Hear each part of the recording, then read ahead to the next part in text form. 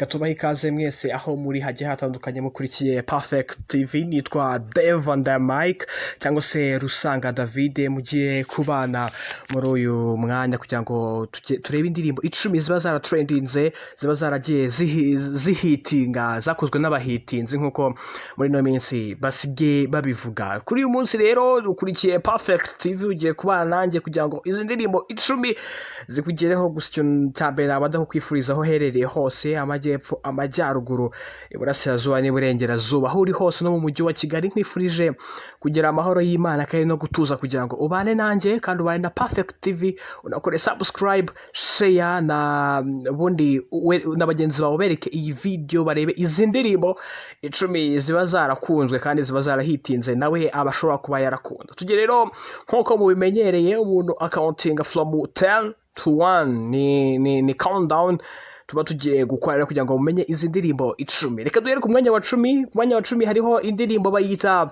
Mood. Ni indirimbo yakozwe na producer Diesel Last. Ni indirimbo y'abahanzi babiri bo Betray featuring Kimozella Bulldog.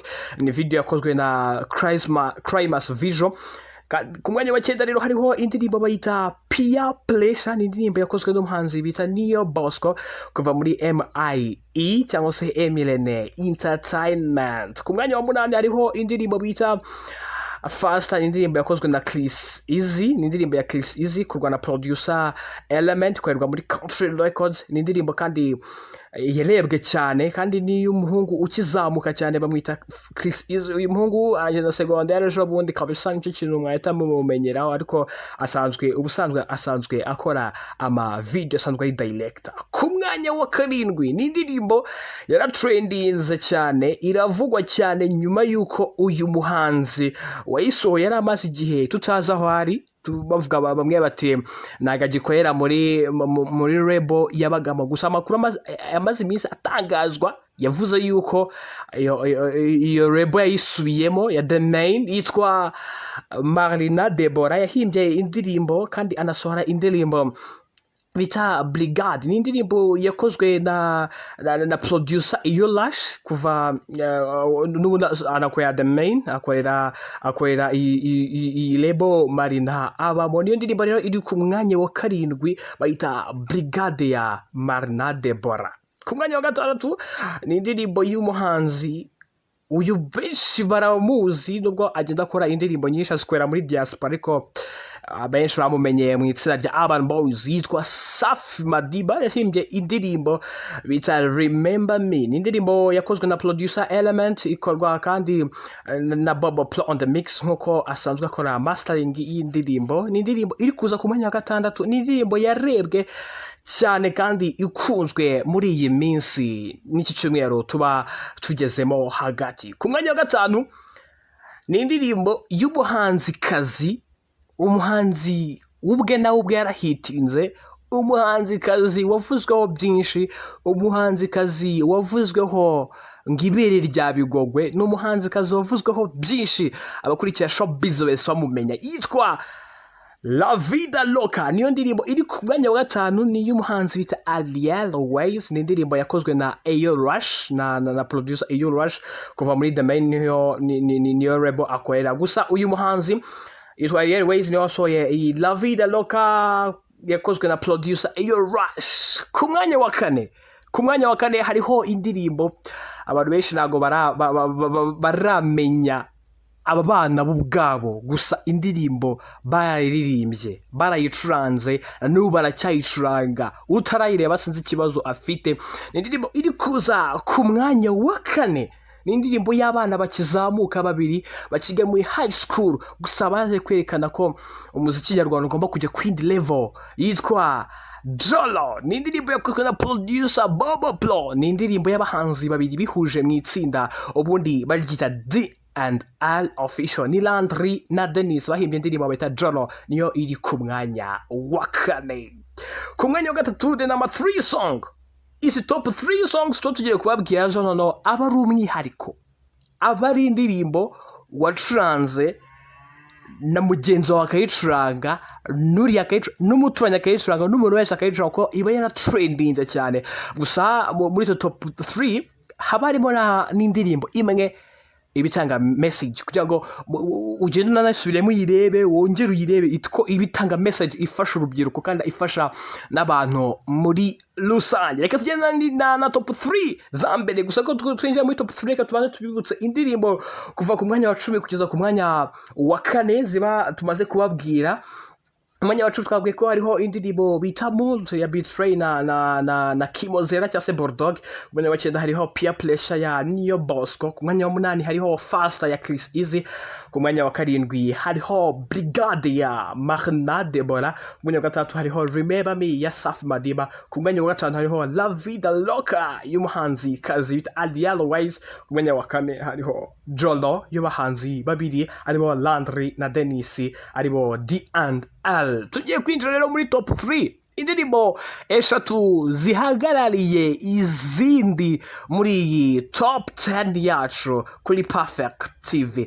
Ku mwanya wa 3 iyi ndirimbo ni y'umuhanzi uri guhita ari mu bahitinzi ba mbere bari guhitinga cyane muri iki cyumweru cyane no muri no minsi kabisa. Yaravuzweho byinshi, yarafunzwe azaragaruka bakubita hit. Iyo ndirimbo yisohoye akiva muri gereza. Ni indirimbo yahitinze, ni indirimbo n'ubikirebwa cyane, ni indirimbo imaze kugera hafi mu bihumbi 100 n'indi bisago kuri YouTube channel yiwe. Ni indirimbo yitwa No Cap.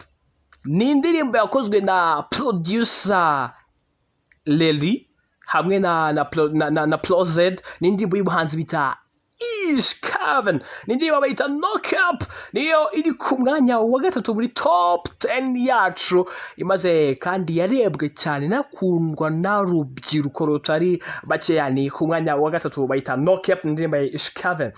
Ku mwanya wa kabiri uyu muhanzi yaramaze igihe adakora, yaramaze igihe benshi bavuga ngo yagiye he, yaramaze igihe bamwe babaza byagenze bite, ariko yaramaze n'igihe agize ibyago abuze umwe mu babyeyi biwe ariwe mama we. Biba rero ngomba ko abaparitse igihe nk'uko yagiye abisobanura mu interview menshi agiye atandukanye yagiye akora, ariko yaravuze ati sinje gusiga abafana banje mu bwigunge. Ndirimbo ku mwanya wa 2 ni indirimbo yakozwe na producer Element, ikorerwa muri Country Records. Ni indirimbo kandi video yakozwe na bagenzi Bernard. Ni indirimbo bayita Mikasa ya Muneza Christopher, niyo iri ku mwanya wa 2. Ubundi nkuko twababwiye ni indirimbo 10 habarimo na top 3 indirimbo. Muri izo ndirimbo ebyiri hagomba kuzamo indirimbo iza ku mwanya wa mbere irimo message igiye itandukanye, barimo ubutumwa bugiye butandukanye bufasha urubyiruko, bufasha abakuru, kandi bufasha n'abandi bantu bagiye batandukanye baba bari muri societe nyarwanda by'umwihariko. Ku mwanya rero mbere ko tujya ku mwanya wa mbere the number 1 song, reka tuba tuyishyize hariya gatoya, ubundi tubanze tubabwire indirimbo kuva ku mwanya wa 10 kugeza ku mwanya wa 2. Ku mwanya wa 10 hariho indirimbo bita Mood, indirimbo ya Betray hamwe na Bulldog Kimozera. Ku mwanya wa 9 hariho indirimbo bita Peer Pressure, ni indirimbo ya Niyo Bosco. Ku mwanya wa 8 hariho Faster ya Chris Easy. Ku mwanya wa 7 hariho indirimbo Brigade y'umuhanzi kazi murwanda.RIP. Ku mwanya wa 6 hariho Remember Me ya Safi Madiba. Ku mwanya wa 5 hariho La Vida Loca ya Otherwise. Ku mwanya wa 4 hariho indirimbo Jolo ya D&L. Ku mwanya wa 3 hariho No Cap by Kevin. Ku mwanya wa 2 hariho Mikasa Sukasa ya Muneza Christopher. Ku mwanya wa mbere nkuko twababwiye ni indirimbo bitanga message muri no minsi turimo, ni minsi yo kwirinda COVID-19, twambara agapfukamunwa neza, dukaraba intoki, tunakurikiza n'andi mabwiriza aba yashyizweho na Minisante. Niyo mpamvu rero tugomba kujya n'icyizere ko iyi COVID-19 tuzayitsinda tugasubira mu buzima busanzwe bwa mbere ya COVID, aho twishimaga duhoberana kandi tujya mu bitaramo byinshi bigiye bitandukanye. Ku mwanya wa mbere hariho indirimbo yahuriyemo n'abasitari benshi bagiye batandukanye, harimo Man Martin, Iva Blava, Gilles Sentore, andi bo muntu nk'uwagize igitekerezo, harimo Clarisse Classila, Aline Sano hamwe na King Kivumbi. Ni indirimbo iri ku mwanya wa mbere bayita tuzatsinda ibi ubu tuba ko tuzatsinda covid tugasubira mu buzima busanzwe bwa mbere ya covid aho twishimaga tugahoberana kandi tugakomeza kubana neza tujyana mu bitaramo bigiye bitandukanye. Ngiyo top 10 yacu yo kuri uyu munsi.